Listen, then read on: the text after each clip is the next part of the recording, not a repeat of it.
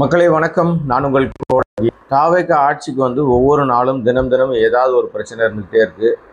தமிழ்நாட்டில் வட இந்தியாவில் நம்ம இருக்கோமா, தமிழ்நாட்டில் இருக்கோமா? ஏன்னா தமிழ்நாடு என்பது இந்தியாவுக்கே அமைதி பூங்கா, ரொம்ப பாதுகாப்பான மாநிலம், பெண்களுக்கு பாதுகாப்பான மாநிலம், தொழில் தொடங்குவதற்கு ஒரு உகந்த மாநிலம், பொருளாதார வளர்ச்சி அதிகமாக இருக்கிற மாநிலம். இந்தியா கடுமையான சோதனைகளை சந்தித்த போது கூட தமிழ்நாடு பெரும் சிக்கலில் மாட்டியதில்லை. பெரும்பாலான பிரச்சனைகளை ஈஸியாக தீர்க்கப்படுகிற மாநிலமாக இருக்கும். வந்தாரை வாழ வைக்கிற மாநிலம் இப்படின்னு பல விஷயங்களை நம்ம சொல்லலாம் தமிழ்நாடு குறித்து. ஆனால் விஜயனுடைய ஆட்சி தொடங்கிய நாளிலிருந்து, அதாவது மே 10ஆம் தேதியிலிருந்து இன்று வரை ஒவ்வொரு நாளும் புது புது பிரச்சனைகளோடு விடுகிறது, புது புது ஆபத்தோடு விடுகிறது தமிழ்நாடு. இன்றைக்கு என்ன பிரச்சனை, நேற்றுக்கு என்ன பிரச்சனை அப்படின்னு நம்ம பார்த்தோம் அப்படின்னா பார்த்துருக்குறோம். இன்றைக்கி என்ன பிரச்சனை அப்படின்னா, காலைல விடிஞ்சதும் பார்த்தீங்கன்னா ஏதோ ஒரு நல்ல செய்தி நமக்கு கவனத்துக்கு வரும்னு பார்த்தா வருகிற செய்திகள் எல்லாம் மிக மோசமான செய்திகளாகத்தான் இருக்குது. அந்தபடி பார்த்தீங்கன்னா உங்களுக்கு ஆலங்குளம், தென்காசி பக்கத்தில் இருக்க ஆலங்குளத்தில் ஒரு திருமண நிகழ்வு. அந்த திருமணத்துக்கு போன மக்களில் எல்லாரும் மகிழ்ச்சியாக திருமணத்துக்கு போயிருக்காங்க. திடீர்னு ஒரு 2 மோட்டார் சைக்கிளில் ஒரு 6 பேர் கொண்ட கும்பல் முகமூடி அணிச்சிட்டு சரமரியாக கண்ணில் சிக்கிற எல்லாரையும் வெட்டுறாங்க. வெட்டிட்டு அங்கேருந்து தப்பி ஓடுகிறது. எல்லாம் கால்லையும் கையிலையும் வெட்டு காயத்தோடு திருமண வீடு இரத்த கலரியாக மாறுது. பெரிய கலேபரம் நடக்குது. ஆனால் அவர்களை பிடிக்க முடியல. அவங்க தப்பிச்சு ஓடி போயிடுறாங்க. ஓடி போகும்போது போகிற வழியில் மறுபடியும் நெல்லையில் ஒரு 2 பேருக்கு அருவாள் வெட்டு விடுது. இதே மாதிரி முகமூடி இருந்த மோட்டார் சைக்கிள். 2ம் ஒரே சம்பவத்தில் ஈடுபட்டவர்களான்னு காவல்துறை தேடுறாங்க. அதில் ஒரு 4 பேரை பிடிக்கிறாங்க. பெரிய அதிர்ச்சி என்ன அப்படின்னு சொன்னால், அந்த 4 பேரில் சிறார்கள், சின்ன பசங்க, மைனர் பசங்க இருக்காங்க. அப்புறம் இன்னும் மேலும் 3 பேரை பிடிச்சதா சொல்கிறாங்க. இப்போ இது வரைக்கும் 7 பேர் சம்பவத்தில் சம்மந்தப்பட்டவர்கள் பிடிப்பட்டதாக காவல்துறை தரப்பில் சொல்லப்படுது. ட்ரோன் மூலமாக அவங்கள விரட்டி சினிமா பாணியில் சேஸ் பண்ணி பிடிச்சாங்கலாம் சொல்கிறாங்க. இதெல்லாம் ஒரு பக்கம் இருந்தாலும் இதில் சிறார்கள் ஈடுபட்டிருக்காங்கன்னு அதிர்ச்சி இன்னும் மேலோங்குது நமக்கு. என்ன காரணம்னா, நம்முடைய சட்டப்படி 18 வயதுக்கு மேல் இருப்பவர்களுக்கு தான் தண்டனை, ஜெயிலு அதெல்லாம் வரும். 18 வயதுக்குள்ளே இருக்கிறவங்க ஜுவனல் இல்லம், கூர்நோக்கு இல்லம் அப்படின்னு சொல்லப்படுகிற சிறுவர் சீர்திருத்த பள்ளியில் போய் அனுப்பிடுவாங்க. அங்கே உள்ளே போனோன்னா அவங்க திருந்து வர்றதுக்கான வாய்ப்பு இருக்குமானா ரொம்ப ஆபத்து. அங்கே திருந்துறதுக்கான வாய்ப்பு பெருசாக இருப்பது இல்லை. அங்கே ஒரு முறை போயிட்டு வந்துட்டானா அவன் பெரும் குற்றவாளியாக தான் மாறுறான். ஆபத்துகள் அதிகம். ஆனால் அவனை பொறுத்த வரைக்கும் அவன் கொலையே பண்ணியிருந்தாலும் 18 வயசு ஆனவனா அவனை வெளியே வச்சிருவாங்க. அவனோட தண்டனை காலம் என்பது சிறுவராக இருக்கிறவர்கள் 18 வயது வரைக்கும் தான். அதுக்கப்புறம் அவனை வெளியே அனுப்பிச்சிருவாங்க.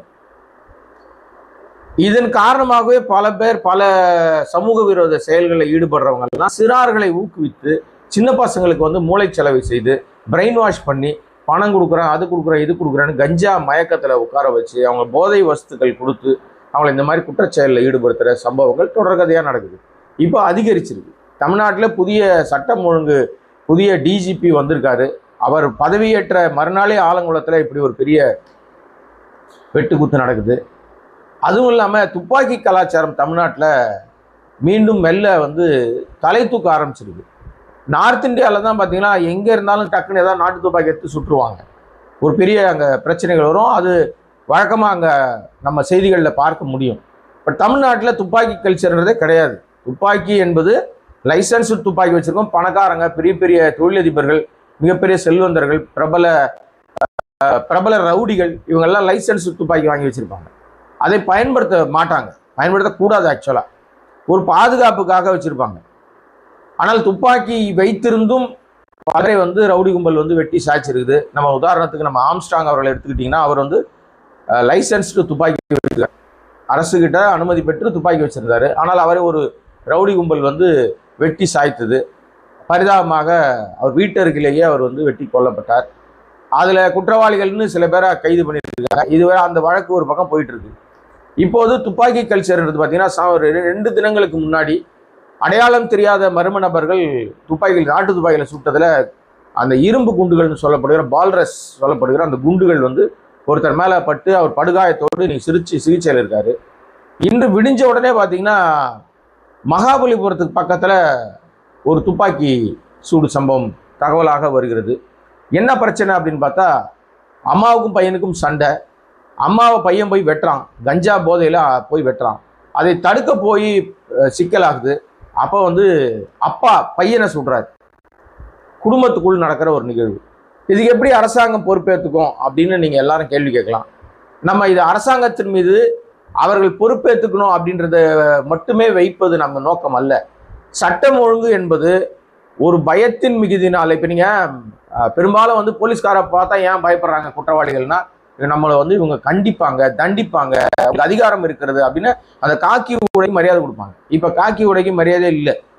நடு ரோட்லேயே ஆட்டோ நிறுத்துறான், தகராறு பண்ணால் நான் யார் தெரியுமா, நான் தளபதி ஆளுன்றான். சிக்கர் ஓட்டிக்கிட்டு சண்டைக்கு போகிறாங்க காவல்துறை கையை உடைக்கிறாங்க. ஏற்கனவே வந்து ஒரு போராட்டத்தில் அரைச்சிக்கு வர்றதுக்கு முன்னாடியே காவல்துறைக்கு அணில் மாதிரி கடிச்சான் ஒருத்தன், வெறி பிடிச்ச மாதிரி. அதெல்லாம் நம்ம பார்த்தோம்.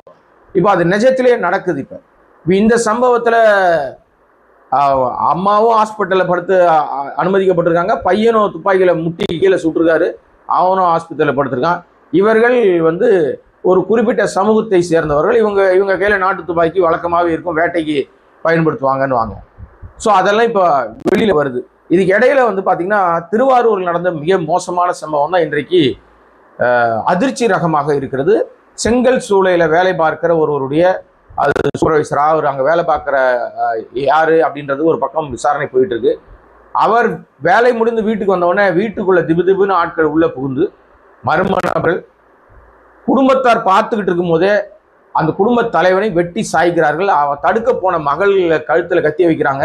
தடுக்க போன 10வது படிக்கிற பையனுக்கு வெட்டு, அவங்க மனைவிக்கு வெட்டு, குடும்பத்தாருக்கு வெட்டு. கடைசியில் மகள் கண் முன்னாக உங்க அப்பனை எப்படி வெட்டுறோம் பாரு அப்படின்னு சொல்லி வெட்டியிருக்காங்க. அவர் அந்த இடத்திலேயே விழுந்து செத்து போயிட்டார். பலி, கொடூர மரணம். தகப்பனுடைய மரணத்தை பொண்ணை கத்திய வச்சு இது என்ன கல்ச்சர்? தமிழ்நாடு எங்க போகுது? இது எப்படி தடுக்க போறீங்க? வெறும் ரீல்ஸ் போட்டுக்கிட்டு இருக்காங்க. உங்க அமைச்சர்கள் எல்லாம் ரீல்ஸ் போட்டுக்கிட்டு ஆய்வு நடத்துறேன்னு போயிட்டு சம்பந்தமே இல்லாத துறைகள் ஆய்வு. துணை சபாநாயகர் சரக்கடைக்கு ஆய்வு போறாரு. ஒரு அம்மா தொழில் அமைச்சர்ன்றாங்க, அவங்க கோட் சூட் மாட்டின்னு ரீல்ஸ் போடுறாங்க. தொழிலதிபர்களே வாங்க வாங்கன்னு கூப்பிடுறாங்க. இப்படி ரீல்ஸ் போட்டால் வந்துருவாங்களா? அடிப்படையில் கொஞ்சமாக அறிவு வேணாமா? காமன் சென்ஸ்னு ஒன்று இருந்ததுன்னா இந்த மாதிரிலாம் வேலை செய்வாங்களா? ரீல்ஸ் அமைச்சராக இருக்கிறவர்களை தட்டி கேட்காத முதலமைச்சர் அவர் அறையிலே ரீல்ஸ் போட அனுமதிக்கிறாரு.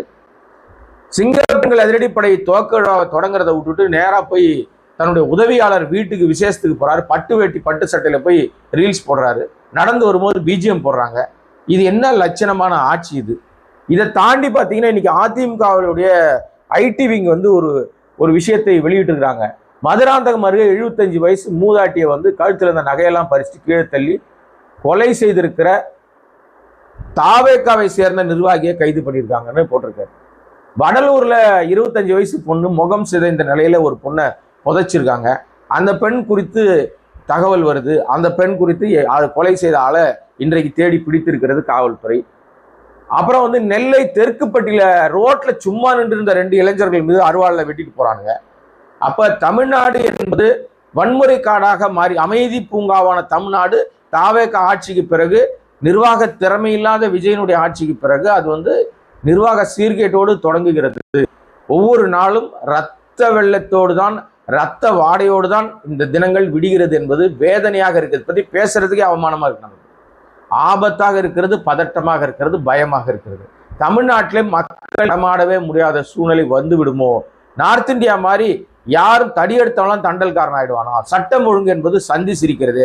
புதிய டிஜிபி வந்திருக்கிறார். வந்த உடனே இரும்பு கரம் கொண்டு ஏதாவது நடவடிக்கை எடுப்பார்னு பார்த்தா அவர் வந்து பதவியேற்ற மறுநாள் கல்யாண வீட்டில் போய் 8 பேரை வெட்டுறாங்க. சாலையில் நடந்து போறவன வெட்டுறாங்க. வீடு புகுந்து தகப்பனை வெட்டி சாய்க்கிறாங்க. ஆனால் எதற்குமே வாய் திறக்காத முதலமைச்சர் விஜய் சார் அமைதியா இருக்கார். எப்ப சார் பேசுவீங்களா பேச மாட்டீங்களா சார்? உங்களுடைய நிழல் சிஎம்மாக நடமாடிக்கொண்டிருக்கிற ஆதவுக்கு அதிமுகவின் 90% உறுப்பினர்களை நான் கபலீகரம் பண்ணுவதுதான் என்னோட வேலைன்னு ஆள் பிடிக்கிற வேலையை, புள்ள பிடிக்கிற வேலையை பார்த்துக்கிட்டு இருக்காரு. அசிங்கமா இல்லையா சார்? இதுதான் மாற்றமா சார்? நீங்க கொண்டு வந்த மாற்றமா? மாற்றம் என்னது? இது துர்நாற்றமா இருக்கு சார். நாத்தம் அடிக்குது சார். சகிக்கல சார் உங்களுடைய ஆட்சியுடைய நிர்வாகம். இது எப்ப சார் நிறுத்தப்படும்? எப்ப நிற்கும்? நீங்க கேள்வி கேட்டா எதிர்த்தாக்குதல் நடத்துறீங்களா? நியாயமா சார் இது? இது இது இது சரியான அணுகுமுறையே இல்லை சார். இது இன்றைக்கு விடிஞ்சதும் இதுதாங்க. இது வந்து என்னன்னா, எடப்பாடி பழனிசாமி சொல்ற மாதிரி இது வந்து சந்தி சிரிக்கிற சட்டம் ஒழுங்கு மட்டும் இல்லை, இது பொய்க்கால் குதிரையினுடைய ஆட்சி நடக்குது. எப்ப வேண்டுமானாலும் இது கவுந்து போயிடும். இதை வந்து நீங்க மக்கள் வந்து ரொம்ப தெளிவாக புரிஞ்சுக்கணும். மக்கள் இன்றைக்கு அதிகாரம் கொடுத்துருக்குறாங்க அப்படின்றதுக்காகவே வந்து தேவையில்லாத நிகழ்வுகளில் தலையிட்டுக்கிட்டு, தேவையில்லாத விஷயங்களில் வந்து மூக்க நுழைச்சிக்கிட்டு, அதில் ரீல்ஸ் போட்டு அந்த வேலையை செய்கிற அரசாங்கம் ஏன் மக்களுடைய பிரச்சனைகளை கவனம் செலுத்த மாட்டேங்குது அப்படின்னு கேட்குறாங்க. ஸோ காலையிலேயே நம்ம வந்து வெறும் பஞ்சாயத்துகளை மட்டும் பேசுகிறதே வாடிக்கையாக போயிடுச்சு. முதலமைச்சர் எப்போ நடவடிக்கை எடுப்பாருன்னு தெரியல. சிஎம் சார், என்ன சார் இதெல்லாம், எப்போ சார் பதில் சொல்லுவீங்க? இப்போ நிதியமைச்சராக இருக்கிற மரிய வில்சன் நேற்றைக்கு செய்தியாளரை சந்திக்கும் போது வெள்ளை அறிக்கை ரெடி ஆகிட்டு இருக்குன்னு சொன்னாராம். வெள்ளை அறிக்கை ரெடி ஆகிறது ஒரு பக்கம் இருக்கட்டும் சார், அது வந்து திட்ட விஷயங்கள் சார், அது மாநில நிர்வாக விஷயங்கள் சார், சட்டம் ஒழுங்கா சந்திச்சிருக்குது சார்.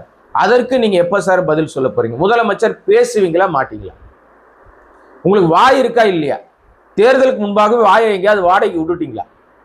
இல்ல மொத்தமாக குத்தகைக்கு யாருக்கிட்டையாவது கொடுத்துட்டீங்களா? வாய் திறப்பதற்கு பயப்படுறீங்க. ஏன் பயப்படுறீங்க? உங்களுக்கு இருப்பது பயமா, ஆணவமா, திமிரா? அதிகாரத்தில் உட்கார்ந்துருன்னு ஆடாதீங்க. நீங்க இன்னும் முழு அதிகாரம் படைத்த முதலமைச்சர் இல்லை. நீங்க மைனாரிட்டி அமைச்சர், முதலமைச்சர். உங்கள்கிட்ட மெஜாரிட்டி இல்லை.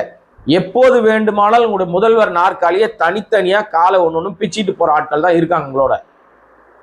உங்கள் ஆட்சி நிர்வாகம் என்பது நாட்கள் கவுண்ட் பண்ணப்படுகிறது, எண்ணப்படுகிறது நாட்கள். சட்டம் ஒழுங்கு சந்தி சிரிக்கிறதுல கவனம் செலுத்தாமல் போனால் மிகப்பெரிய பழிக்கு, தீரா பழிக்கு ஆளாயிடுவீங்க. மிஸ்டர் விஜய் சார், கவனமா இருங்க. நீங்க கவனமா இருக்கீங்க, மக்கள் பரிதாபத்தில் இருக்காங்களே. இது உங்க காதுக்கு கேட்கலையா? காது கேட்கலையா சார்? எப்போ கேட்கும்னு தெரியல.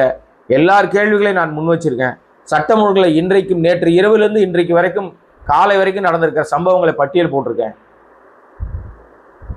இதுல இருந்து என்ன விஷயத்தை மக்களுக்கு சொல்ல போறீங்க அதை மட்டும் சொல்லுங்க சார். வாய் தரங்க சார், பேசுங்க சார், பேசுங்க சார். மக்களை, இந்த வீடியோவை சப்ஸ்கிரைப் பண்ணாமல் பார்த்துட்டு இருக்க மக்களே, நீங்கள் சப்ஸ்கிரைப் பண்ணி கோடிங் வாய்ஸ் சேனலுக்கு ஆதரவு கொடுத்தால் இன்னும் பல விஷயங்களை கேள்வி கேட்க முடியும். அட்லீஸ்ட் கேள்வியாவது நம்ம தொடர்ந்து கேட்கலாம். நன்றி, வணக்கம்.